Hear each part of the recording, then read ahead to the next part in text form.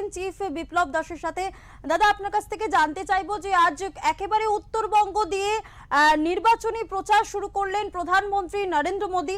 সেক্ষেত্রে আজ ২৭ মিনিটের বক্তব্যে, প্রধানমন্ত্রীর বক্তব্যে তিনি রাজ্যবাসীর উদ্দেশ্যে কোনো প্রত্যাশার কথা কি বললেন, নাকি নতুন বলতে আমরা যেমনটা দেখলাম শুধুমাত্রই কিন্তু মালদার মোথাবাড়ি কাণ্ড নিয়ে ঘটনা তিনি বলেছেন, কোনো প্রত্যাশার কথা কি তিনি বললেন? এই বিষয়ে কথা বলবো আপনার সাথে, কি বলবেন আপনি এই বিষয়ে?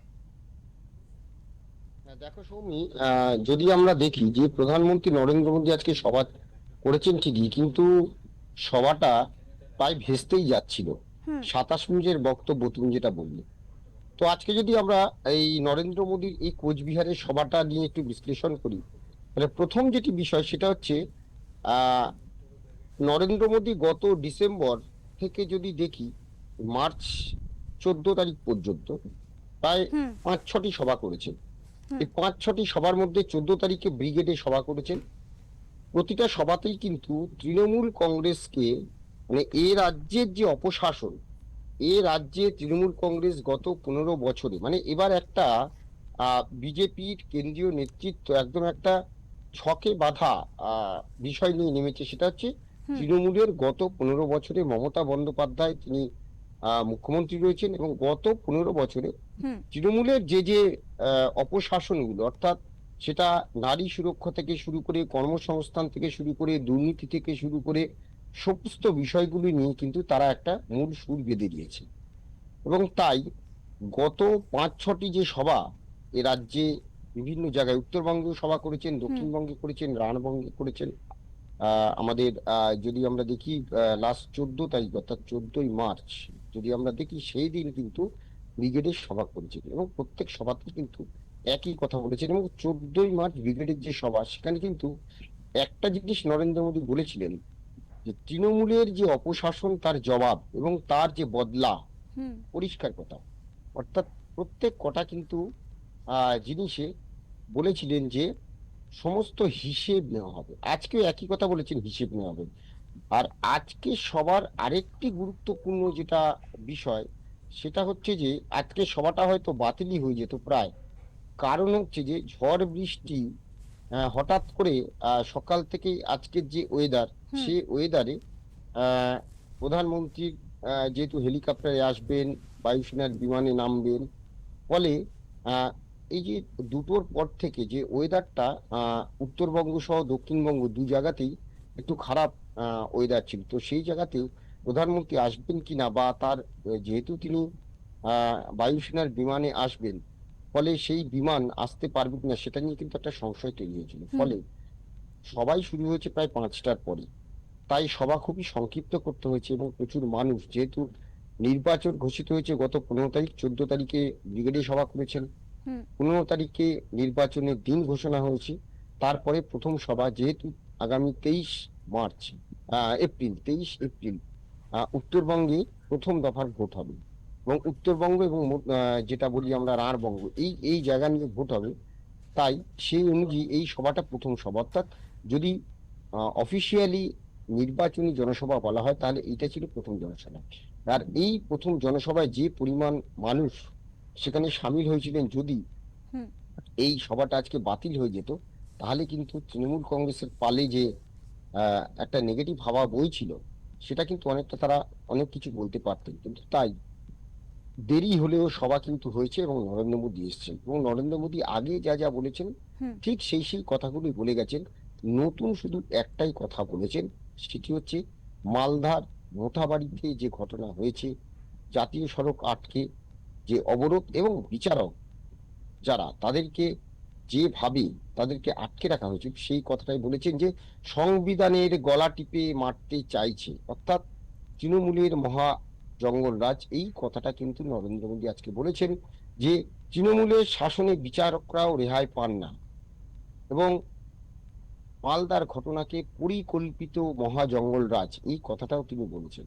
আর আজকে যদি আমরা নরেন্দ্র মোদীর এই সভা সম্পর্কে বলতে যাই, তাহলে এই যে 24 মিনিট বা 27 মিনিট যেটা তুমি বলছো যে সেখানে রয়েছে, সেখানে কিন্তু নরেন্দ্র মোদী, ওই যে বললাম এইবারে গত যদি 21 সাল 2021-এর নির্বাচন আর 2026-এর নির্বাচন দুটো যদি দেখি, তাহলে 21-এর নির্বাচনে মমতা বন্দ্যোপাধ্যায়কে সরাসরি টার্গেট করা হতো, দিদি ও দিদি বলা হতো। হুম আহ এবং অভিষেক বন্দ্যোপাধ্যায়কে টার্গেট করা হয়েছিল যে ভুয়া ভাতিজা, এরকম নানান কথা বলা হতো। এবারে কিন্তু মমতা বন্দ্যোপাধ্যায় অর্থাৎ ব্যক্তি আক্রমণ থেকে পুরো বিজেপি কেন্দ্রীয় নেতৃত্ব সরে গেছে, সরে গিয়ে ওরা কিন্তু বিজেপি কিন্তু একদম একটা টার্গেট করে নিয়েছে, সেটা হচ্ছে যে তৃণমূলের দুর্নীতি, তৃণমূলের যে সমস্ত গত 15 বছরে যে সমস্ত অপশাসন, সেখানে নারী সুরক্ষা থেকে শুরু করে, আইন শৃঙ্খলা থেকে শুরু করে, কর্মসংস্থান থেকে শুরু করে, দুর্নীতি থেকে শুরু করে, এই সমস্ত শিক্ষা ব্যবস্থা, স্বাস্থ্য ব্যবস্থা কি অবস্থা, এই জায়গাগুলোতে যেটা সাধারণ মানুষের যেগুলো ন্যূনতম চাহিদা, সেই জায়গাগুলোতে কিন্তু এবারে বিজেপি কিন্তু টার্গেট করেছে। ফলে তৃণমূল কংগ্রেসকে টার্গেট করেছে, কিন্তু মমতা বন্দ্যোপাধ্যায় কি নয়, সেটা যেমন একদিকে তেমন অন্যদিকে এবার বিজেপির যেটা ইস্যু এসআইআর এ যেটা হয়েছে যে এক হচ্ছে অনুপ্রবেশকারী নিয়ে প্রতিটা যে জনসভা, সেখানে কিন্তু অনুপ্রবেশকারীদের দিক নিয়ে কিন্তু একটা তোপ দেখেছেন। এবারেও তাই হুম বলেছেন যে অনুপ্রবেশকারীদের ঠাঁই দিয়েছে তৃণমূল।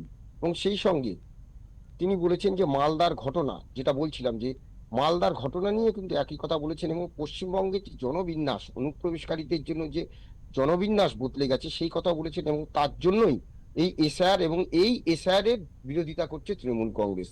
এবং সেই সঙ্গে তিনি বলে দিয়েছেন যে যে আগামী নির্বাচনে হুম বিজেপি সরকার, অর্থাৎ যদি বিজেপি সরকার আসে নির্বাচনে জয় হয়ে, তাহলে বেছে বেছে হিসাব নেওয়ার কথা বলেছেন। সেই সঙ্গে এই তৃণমূল যে এই যে পুরো মানে এসআইআর পর্ব হওয়ার ফলে যে জনবিন্যাস বদলানো থেকে শুরু করে যা যা হয়েছে, তাতে ঘাবড়ে যাচ্ছে তৃণমূল, এবং তৃণমূলের দুর্নীতি কাটমানিতে বিরক্ত, অনুপ্রবেশকারীদের বাঁচাতে চাইছে, মানে এই বিষয়গুলোকে তুলে এনেছেন। এবং সর্বশেষ যেটা বলেছেন সেটা কিন্তু খুব আহ যে তৃণমূলের শাসনে বিচারকরাও বেহাত পাচ্ছেন না, এই কথা কিন্তু তিনি বলেছেন।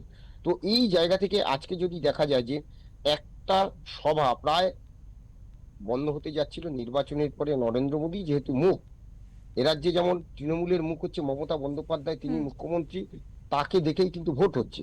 হুম অন্যদিকে বিজেপির কিন্তু অন্য কোনো মুখ নেই সারা দেশে, বিধানসভা হোক লোকসভা হোক।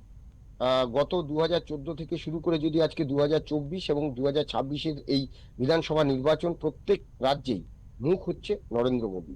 সেই নরেন্দ্র মোদী সভা যদি আজকে ভেস্তে যেত, তাহলে কিন্তু তৃণমূল কংগ্রেস অনেকটা পালে হাওয়া পারতো, বা যাই হোক কিছু বলতো। কিন্তু সেই জায়গাটা থেকে মানে দেরি করে সভা হয়েছে, ফলে সভা খুব সংক্ষিপ্ত ছিল, এবং সেইখানে কিন্তু নরেন্দ্র মোদী যা যা বক্তব্য ছিল তার নির্যাস আমরা পেয়েছি। আগামী দিনে আমার মনে হয় আহ হুম নরেন্দ্র মোদী আবারও সভা করবেন।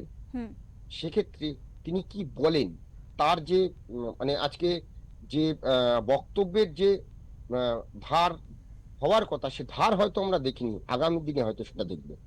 শোন দাদা, আরো একটি বিষয় আপনার কাছ থেকে জানতে চাইবো যে নির্বাচনের আগে প্রথম প্রচার বলা যেতে পারে, নির্বাচনী প্রচার, সেক্ষেত্রে একেবারে উত্তরবঙ্গকেই বেছে নিয়েছেন বিজেপি বা প্রধানমন্ত্রী, এই বিষয়টি যদি একটু বলেন।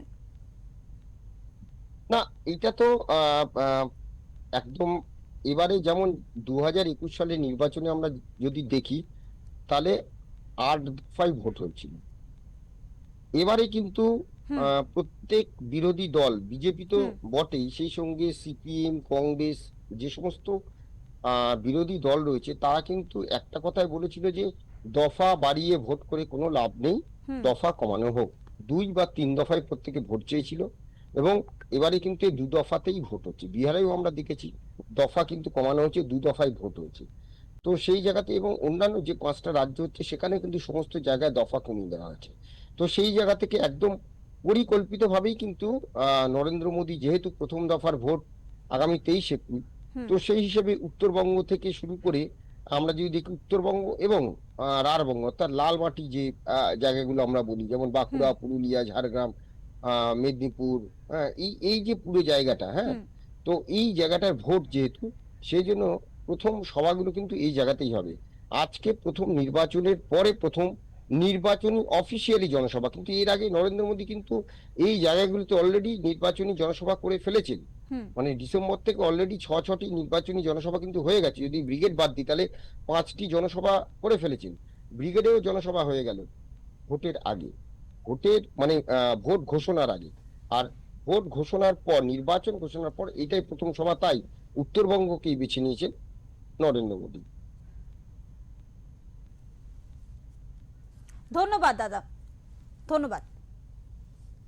আমরা কথা বলছিলাম আমাদের এডিটর ইন চিফ বিপ্লব দাসের সাথে, এবং দাদা যেভাবে সার্বিকভাবে বোঝালেন, আজ কোচবিহারে নির্বাচনী প্রচার করেছেন প্রধানমন্ত্রী নরেন্দ্র মোদী। সেক্ষেত্রে 27 মিনিটের বক্তব্যে তিনি এর আগের সভাগুলিতে ঠিক যেমন ভাবে তৃণমূলের বিরুদ্ধে কথা বলেছিলেন, ঠিক সেরকম কথা যেরকম ছিল, ঠিক সেক্ষেত্রে কিন্তু নতুন বলতে মালদা মোথাবাড়ি কাণ্ডের কথাই কিন্তু প্রধানমন্ত্রী নরেন্দ্র মোদী বলেছেন।